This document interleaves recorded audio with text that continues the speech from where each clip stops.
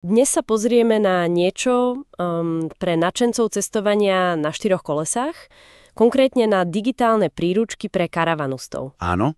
Našli sme taký web, volá sa Berti Guru a ten ponúka presne takéto e-knihy. Presne tak. A naša misia dnes je vlastne zistiť, čo v nich tak naozaj je a komu by mohli pomôcť. A je to celé PDF-ko, čo je fajn, lebo to má človek potom stále v mobile však. No jasné, to je výhoda. A tá stránka, ako si povedala, Berti Guru, sa snaží byť takým zberným miestom tipov a rád pre karavanistov. Aha.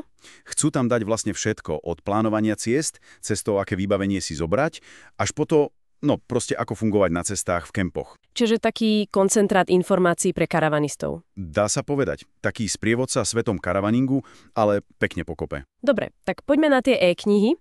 Tá prvá sa volá Návod, ako používať karavan. Má to skoro 200 strán, čo nie je málo, a cena je tam teraz 13 €, vraj zľava z 19. Áno. A vyzerá to, že táto prvá knižka sa zameriava na také tie úplné základy obsluhy. Vieš, pripomína veci ako správne nabrať vodu, alebo ako bezpečne narábať s plynom. No a presne tieto veci, vieš, aj keď sa možno zdajú akože banálne, Áno. tak práve tie sú podľa toho zdroja často kameňom úrazu pre nováčikov. Fakt? Jasné. Predstav si, že zle narábaš s vodou v zime. Zamrzne ti to, popraskajú rúrky. Alebo urobíš chybu pri plyne, to je hneď bezpečnostné riziko. Takže aj keď to možno znie jednoducho, asi to fakt rieši tie časté a hlavne potenciálne drahé chyby. Rozumiem. Čiže tá prvá je skôr taká, prevádzková príručka pre tých, čo už karavan majú, alebo si ho len požičali a nechcú niečo pokaziť. Presne tak. Vyhnúť sa problémom. Taká 13 €, tá vyzerá byť obsiahlejšia. Áno, táto ide evidentne viac do hĺbky. Tá je pre tých, čo ešte len zvažujú, či do toho vôbec ísť. Aha. Rieši také tie dilemy, či kúpiť vlastný karaván, alebo si ho len prenajmať. To je častá otázka. Presne, a dokonca tam spomínajú aj možnosť svojpomocnej výroby obytnej dodávky. Naozaj, to je zaujímavé. Takže predpokladám, že tam rozoberajú aj praktické veci. Vieš, na čo si dať pozor, keď kupuješ ojazdený karaván, Jasné. aké sú dôležité body v nájomných zmluvách, možno aj nejaké tie legislatívne veci pri prestavbách. Proste širší záber pre začiatočníkov. Či je táto druhá mierí na ľudí, ktorí sú pred tým veľkým rozhodnutím a hlavne, investíciou. Presne.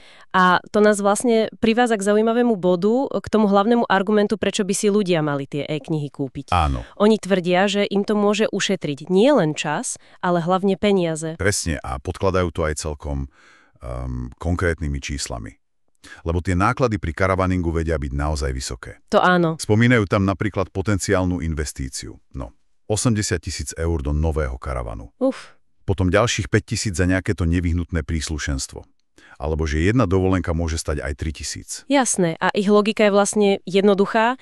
Tých 13 € za informácie ti môže zabrániť chybám, ktoré by ťa stáli tisíce. Či už je to zlá kúpa, alebo že poškodíš preňatý karaván, lebo si niečo nevedel. Alebo proste neefektívne plánovanie, ktoré ti predraží celú cestu. Takže v podstate Berti Guru ponúka tie PDF-ka ako takú investíciu do informácií, aby človek potom neprerobil oveľa viac. Presne tak.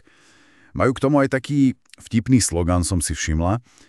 Koľko e-bookov kúpiš, toľkokrát si karavanistom. Berti.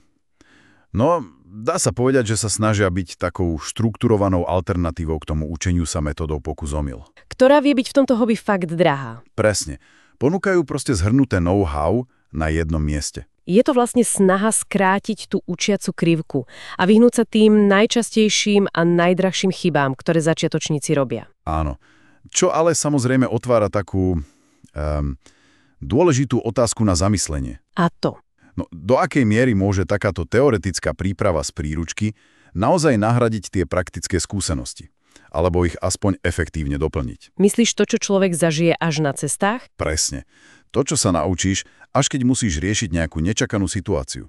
A tie s karavanom proste prídu. To je pravda. Kde je vlastne tá hranica? Medzi tým, že si niečo prečítaš v knihe a tým, že to vieš naozaj zvládnuť v praxi. Nakoľko ťa kniha pripraví na tú realitu?